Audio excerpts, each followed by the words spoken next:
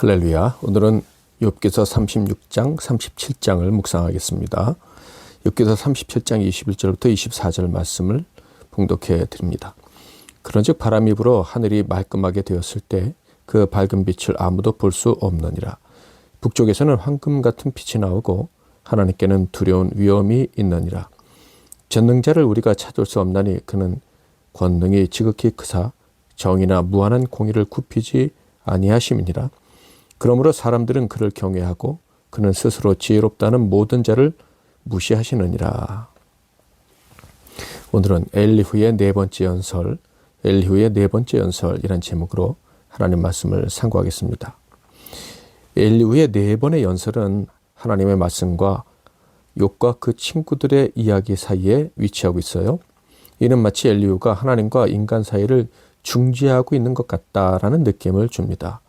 맞습니다. 그런 부분이 분명히 있어요. 물론 엘리후가 잘못 생각하고 말했던 것이 있었다는 점은 분명합니다.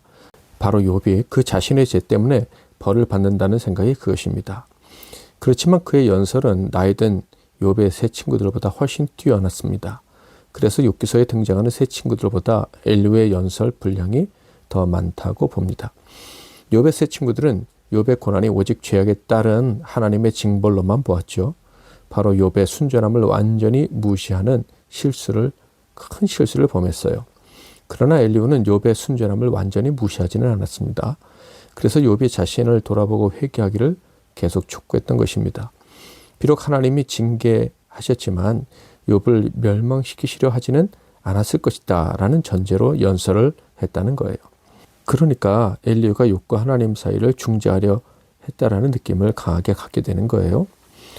엘리후가 중재 같은 느낌을 주는 또 다른 이유는 그의 네 번째 연설의 핵심 주제가 바로 하나님의 절대 주권에 대한 것이었다라는 점 때문입니다. 곧 하나님은 창조주이시며 절대 주권을 행사하시는 분이시므로 우리 인간은 자신의 고난이 억울하다고 하나님께 항변할 수 없다는 점을 그가 강조했는데요. 이것은 욥기서의 주요 주제이기도 합니다. 바로 이 점을 강조한 엘리후의 연설이 끝난 후에 하나님께서 말씀하시기 시작하셨는데 그 내용이 바로 하나님의 절대 주권에 관한 질문이었습니다. 그러므로 엘리후가 하나님 그리고 욥과 모든 사람들 사이에 중재자 같다는 느낌을 주는 거예요. 이렇게 엘리후가 하나님의 절대 주권을 이야기하므로 중재자의 이야기 같은 느낌을 주는데 이것을 뒷받침하는 가장 강력한 증거가 바로 네 번째 연설이라고 했죠. 엘리후의 네 번째 연설의 내용은요. 욥에게 하는 말이라기보다는 하나님의 절대 주권에 대한 놀라운 지식을 강연한 것과 같습니다. 절대 주권을 가지고 행하시는 하나님의 섭리를 인간이 이해할 수 없다는 점을 강조하기 위해서 자연세계에 관한 놀라운 지식까지 동원하며 이야기를 했습니다. 그의 이야기를 들어보면 엘리후는 참으로 하나님의 섭리와 하나님의 절대 주권에 대해서 참 높은 지식을 가지고 있었구나. 그 젊은 나이에 비해 참으로 놀라운 지식을 가지고 있는 사람이었구나라는 것을 보면서 놀라게 됩니다. 그의 연설은 다음과 같은 말씀으로 결론을 맺게 되는데요. 37장 21절부터 24절입니다. 그런즉 바람이 불어 하늘이 말끔하게 되었을 때 그 밝은 빛을 아무도 볼 수 없느니라. 북쪽에서는 황금 같은 빛이 나오고 하나님께는 두려운 위엄이 있느니라. 전능자를 우리가 찾을 수 없나니 그는 권능이 지극히 크사 정의나 무한한 공의를 굽히지 아니하심이니라. 그러므로 사람들은 그를 경외하고 그는 스스로 지혜롭다는 모든 자를 무시하시느니라. 이 구절을 통해서 전하는 그의 연설의 결론은 한마디로 절대신앙입니다. 곧 절대 주권자이신 하나님에 대한 절대신앙을 가지라는 것이죠. 무엇을 행해야 하는가라는 것을 생각하기 전에 또한 왜 나에게 이런 일이 발생했는가를 생각하기 전에 특히 원망과 불평 그리고 성급한 판단을 하기 전에 무엇보다 먼저 전능하신 하나님을 바라보아야 한다는 것입니다. 그분의 섭리를 다 이해할 수는 없지만 완전하신 선으로 계획하고 성취해가고 계시는 하나님을 볼 수 있는 믿음이 있어야 된다는 거예요.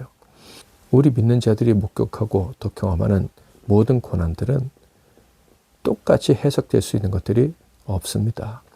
그 모든 상황에서 각각 다른 해석이 필요한 거예요. 인간의 얕은 경험으로는요. 모든 고난들의 원인을 함부로 말할 수 없고요. 도식화할 수도 없어요. 그렇기 때문에 고난당하는 자를 위로할 적절한 말이나 방법을 찾는 것도 너무 어려운 것이죠. 그러므로 고난당하는 자나 고난당하는 자를 위로하려는 자가 있다면 그 고난 앞에서 먼저 해야 될 일이 무엇인지 알아야 됩니다. 바로 하나님의 섭리를 인정하는 거예요. 하나님께서 가장 선한 길로 이끌어 가고 계심을 믿고 그 하나님께 찬송을 올려드리는 일을 먼저 해야 되는 것입니다. 오직 믿음으로 창조주이시며 선한 통치자이신 하나님께 영광을 올려드려야 합니다. 죄악된 우리에게는 어떤 고난이 찾아온다 할지라도 그것은 이상한 일이 아닙니다. 오히려 당연한 일인 거예요. 그렇지만 우리에게 오는 고난은 아무리 당연한 것이라고 해도 비극으로 끝나진 않습니다. 은혜를 입은 우리들에게 찾아오는 고난은 더 하나님을 깊이 알게 해줄 것이고 하나님의 놀라운 구원의 즐거움을 더 크게 느끼게 하는 도구가 될 것입니다. 오늘 여러분에게는 어떤 어려운 일, 어떤 즐거운 일이 있습니까? 그 모든 일이 하나님의 섭리 안에서 이루어지는 일임을 기억하고 어떤 일을 만나든지 감사하고 찬양할 수 있기를 주님의 이름으로 축복합니다. 주 하나님 지으신 모든 세계 1절 2절 찬양하고 기도하겠습니다.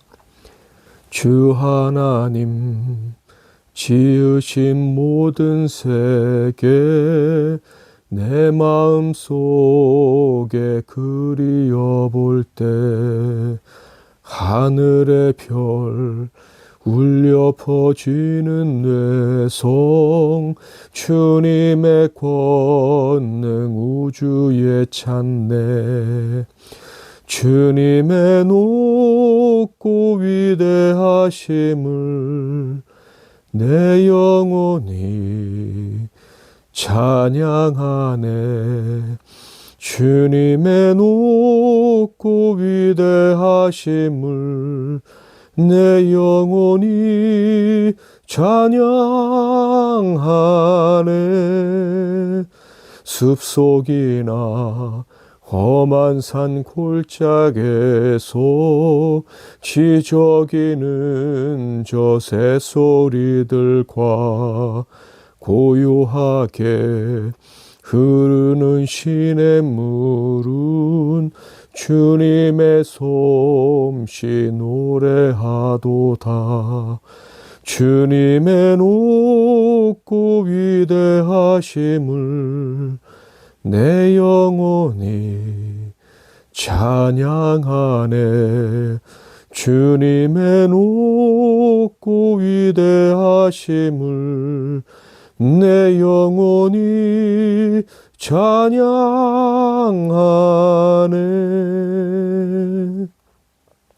오늘도 말씀 붙잡고 기도함으로 복된 하루 시작하시기를 바랍니다. 제가 먼저 잠깐 기도드리겠습니다. 하나님 아버지, 하나님의 전지전능하심을 믿고 또 그 전지전능하심으로 섭리하고 계심을 믿고 감사를 올려드립니다. 그 섭리 안에서 우리는 언제나 안전하고 구원의 은총을 점점 더 풍성하게 누리게 될 줄 믿습니다. 우리의 영의 눈을 열어주시어 창조주 하나님과 하나님의 섭리를 보고 느끼고 또 자랑하며 살아갈 수 있게 하옵소서. 오늘도 하나님의 완전하신 섭리 가운데 우리에게를 인도해 주실 줄 믿고 우리 주 예수 그리스도 이름으로 기도하옵나이다. 아멘.